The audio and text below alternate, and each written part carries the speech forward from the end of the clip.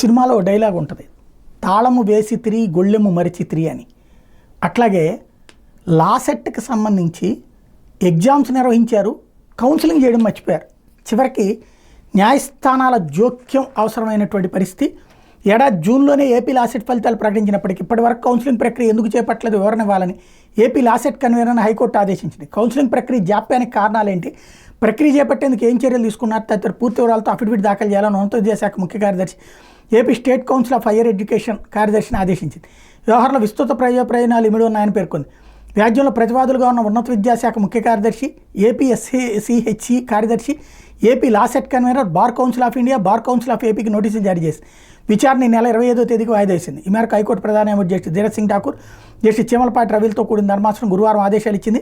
National లా స్కూల్స్తో సమానంగా ఏటా June చివరి నాటికి ఏపీ లాసెట్ పరీక్షల నిర్వహణ, అడ్మిషన్ల ప్రక్రియ పూర్తి చేసి తక్షణం క్లాసులు ప్రారంభించేలా ఆదేశాలు ఇవ్వాలని కోరుతూ న్యాయవాది తాండవ్ యోగేష్ దాఖలు చేసిన ప్రజా ప్రయోజన వ్యాజ్యం గురువారం హైకోర్టులో విచారణకు వచ్చింది. పార్టీ ఇన్ పర్సన్ న్యాయవాది యోగేష్ వాదన వినిపిస్తూ బార్ కౌన్సిల్ ఆఫ్ ఇండియా మార్గదర్శకాల ప్రకారం న్యాయ విద్యను అభ్యసించే విద్యార్థులు ప్రతి సెమిస్టర్లో 18 వారాల పాటు క్లాసులు నిర్వహించాల్సి ఉంటుందని చెప్పారు.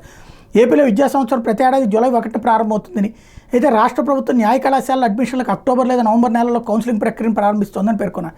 దీనివల్ల న్యాయ విద్యను అభ్యసించే విద్యార్థులు 3 నెలలు విలువైన సమయాన్ని కోల్పోతున్నారని చెప్పారు. న్యాయ విద్య పట్ల అధికారులు చులకన భావంతో ఉన్నట్లు కనబడుతోందని ఆక్షేపించారు.